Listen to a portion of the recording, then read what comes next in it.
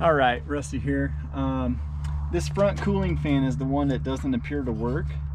So I'm going to just put some power to it and see if we can't get it to turn on.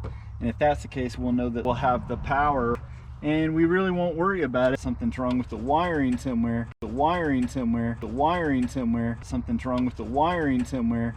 And we really won't worry about it. We'll have the power, the wiring somewhere, the power. I'll show you what I'm gonna do. I'm just gonna put some wire clips on here and then go ahead and send some power to that fan. If that fan works, then we know we're good to go. We won't worry about the reasons why everything doesn't work. I mean, it's touching. It doesn't look good, but let's see if the battery that I brought has any charge. I don't want to hook it to that battery in case there's a short.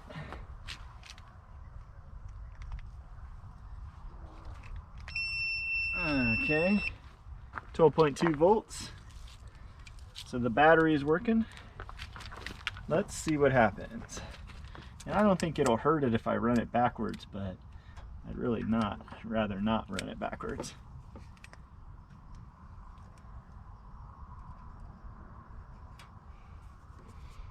Okay.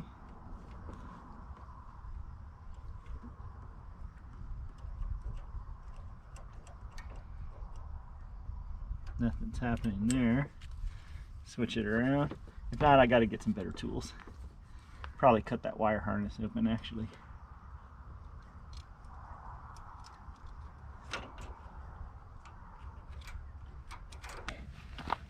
And then all we got to do is simple wiring. I don't have to buy anything.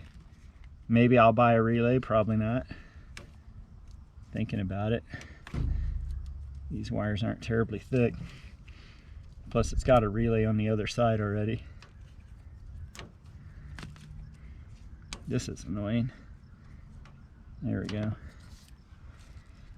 Yeah, I didn't bring the key to the car, so I don't have my strippers. We'll see if we can do it this way. Ah, I got that one. If you're gentle, apply the right amount of pressure. Let's see. There we go. Alright, 2 exposed wires. I'm gonna guess the green one is the ground, but you never know. Okay. See if we can get the other one. Where's that notch? Right there.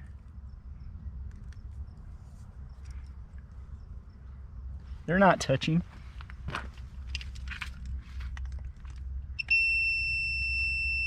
Nothing. Nothing at all.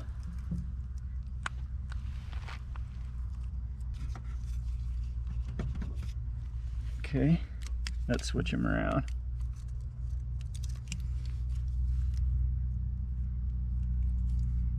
I may have to go to the battery on this car, just in case it's got another connection somewhere and the ground's not shared.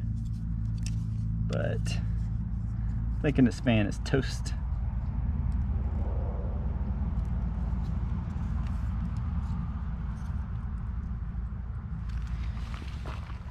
Nothing.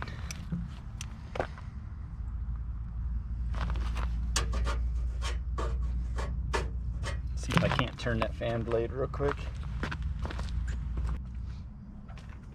It's possible the fan's just stuck, but it's never that simple.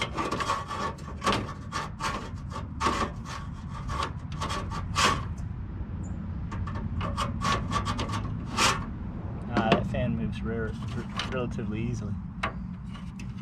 Okay. Try adding power the other way, but these jumper cables has got power to them. Let's try the car battery then.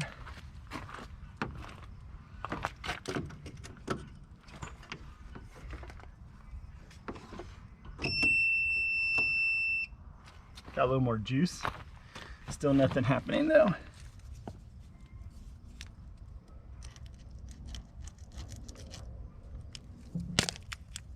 Okay.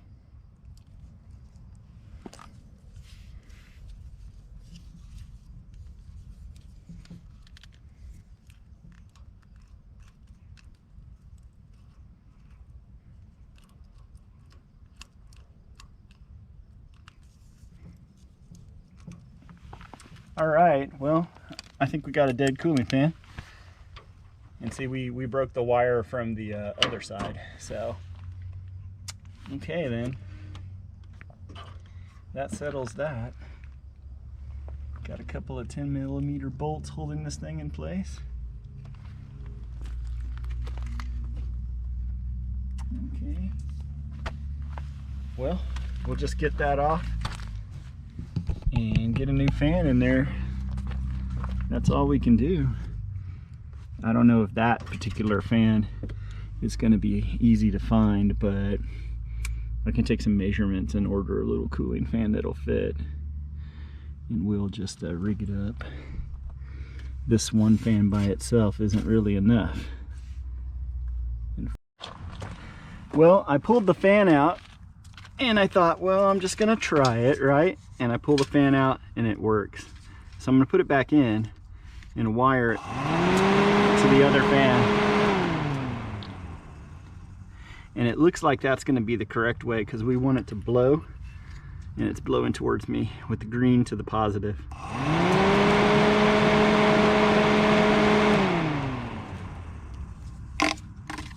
All right, so I'm gonna put this back in, wire it up. Fan's going back in. It's not my, you know, I'm not gonna waste a lot of time questioning why it didn't work when I tested it before and now it did work. Maybe jostling it around, you know, got some corrosion loose or something. Because I checked it pretty decently with different methods. But it is what it is. So I'm gonna go ahead and wire this thing up, and I'm gonna run it to the wiring to the other fan. So hopefully that will make it all work right, and we'll be able to run this thing and not have to do any extra costly repairs like try to get a new fan. Plus, this is going to mount so much better than anything I could get if I can't get this exact one. All right, what I found out is this wire right here has power all the time going to the fan, and the fan is turned on by one of these wires leading up here to a temperature switch on the engine. So it always has power to this fan, and then it completes the ground with the temperature switch. All right, here's what we got. I spliced in the wire here on the positive side. This fan is always supplied positive power, and the temperature switch completes the ground and turns this fan on. This fan we just wanted to turn on anytime we turn on the ignition. Here's my wiring, here's my ground, so that wire comes in to that positive power. We'll see if that causes any problems, but I'm gonna go ahead and turn the key on, then I'm gonna start it and you'll see. So let me put this camera somewhere good, and you'll be able to hear the fan. Then I'll turn the engine on.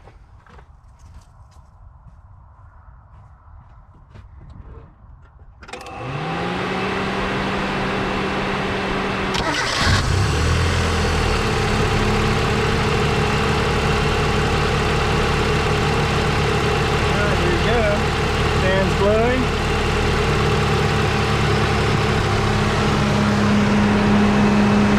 can't see it, but it's blowing, you can hear it. And then when I turn on the AC, this fan will turn on, or it'll turn on by temperature. So I'll let you hear that. You'll be able to hear the motor bog down a little bit because it's turning on the AC compressor.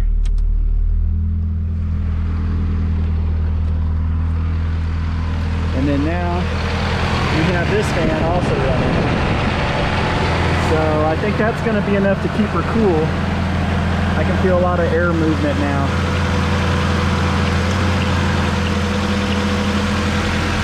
That fan turned off because the compressor just finished. So you can see that fan's off now. The AC compressor cycles on and off, and that controls that fan.